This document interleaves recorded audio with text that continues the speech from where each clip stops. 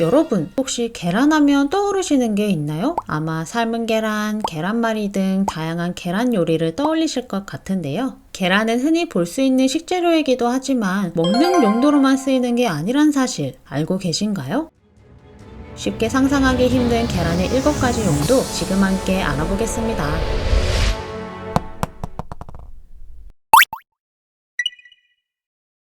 계란은 위에 뭔가 그리기 좋게 생긴 동그란 캔버스 같기도 한데요. 진작 계란을 캔버스로 쓰는 행사가 있죠. 바로 서구권 국가의 이스터타이트, 부활절입니다. 이때 사용되는 이스터에그 들어보신 적 있으신가요? 이스터에그는 예수의 부활을 기념하는 기독교 축제에 사용되는 장식용 계란입니다. 여기서 이스터에그의 계란은 예수가 부활한 뒤 남은 빈 무덤을 뜻하기 때문에 계란을 이용해서 장식품을 만든다고 합니다. 이스터에그는 기본적으로 빨간색으로 칠하게 되어 있는데요. 이는 부활절에 사용되는 용도인 만큼 세상의 죄를 위해 흘렸던 예수의 피를 상징하기 때문입니다.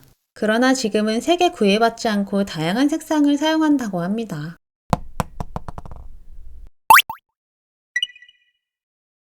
기독교에서 계란을 색칠해 디자인한다면 제정 러시아에서는 계란을 보석으로 만듭니다. 이건 파베르제 에그라고 하는 건데요. 보기만 해도 화려하지 않나요? 파베르제 에그는 1885년 제정 러시아의 알렉산더 3세 황제가 고향 덴마크를 그리워하던 황후 마리아 표도로브나에게 부활절 선물로 준 금으로 장식된 보석입니다. 보석 세공 명장인 피터 칼을 파베르제가 제작한 것으로 선물을 받은 마리아는 어릴 적 즐거웠던 부활절 일화들을 떠올리며 밝은 미소를 보였는데요. 아내의 미소를 보고 어떻게 그냥 있을까요? 이후 알렉산더 3세는 매년 부활절마다 파베르제 달걀을 황후에게 선물하게 된답니다. 그렇게 모인 것이 무려 50개나 되는데요. 현재는 40개가량 남아있다고 합니다.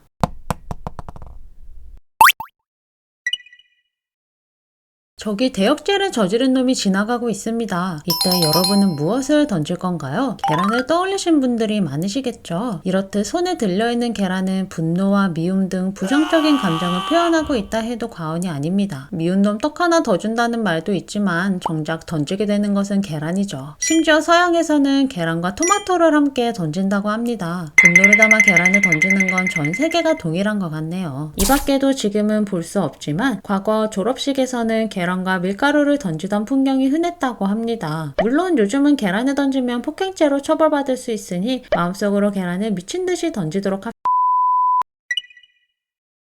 인류를 위협했던 장티푸스, 인플루엔자, 수두, 천연두 등의 다양한 질병 치료의 해답은 계란으로부터 얻을 수 있었습니다. 보통 백신은 감염성 질병을 일으키는 세균이나 바이러스 등을 배양시킨 후 그 배양균을 죽기 일보 직전까지 악화시킨 상태에서 만들어지는데요. 이런 바이러스가 달걀 배아에서 배양이 가능하다는 사실을 1931년 벤터비트 대학 연구진이 발견해냅니다. 이후 백신 제조에는 꾸준히 계란이 사용되고 있습니다.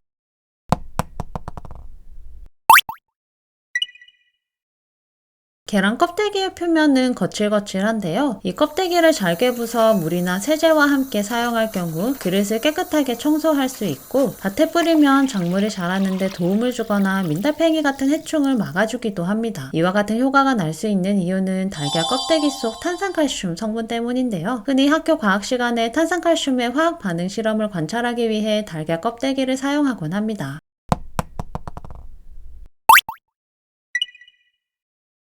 중세 유럽 시대를 대표하는 회화 기법의 하나로 템페라가 있습니다. 템페라는 유색 안료에 계란 노른자와 아교를 섞어 만든 물감인데요. 이 템페라를 사용하여 그림을 그리는 기법을 템페라 기법이라고 합니다. 템페라화는 마른 벽 위에 칠해서 잘못 그려도 덧칠이 가능하며 프레스코 기법보다 섬세하고 선명한 색채 표현이 가능합니다. 그 때문에 초기 르네상스의 이탈리아 화가들이 많이 사용했다고 하는데요. 우리가 아는 작품 중 템페라 기법을 사용한 익숙한 작품이라면 레오나르도 다빈치의 최후의 만찬을 꼽을 수 있습니다. 최후의 만찬은 마른 석고벽에 계란을 사용한 템페라와 유성 페인트를 섞어 그린 그림으로 템페라 기법을 이용한 대표적인 작품입니다.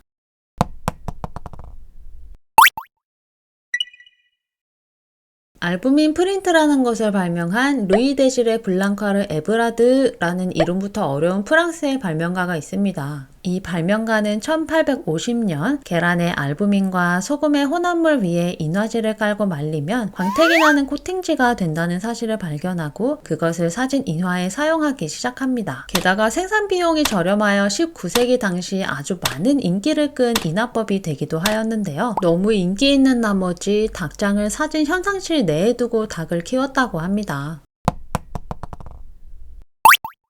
지금까지 계란의 또 다른 7가지 용도를 알아보았습니다. 예술부터 의료, 과학, 발명, 표현의 수단까지 참 다양하게 사용되고 있는데요. 알고 보니 팔색조 같은 매력을 지니고 있었던 계란, 이제 볼 때마다 요리 생각만 나진 않겠네요.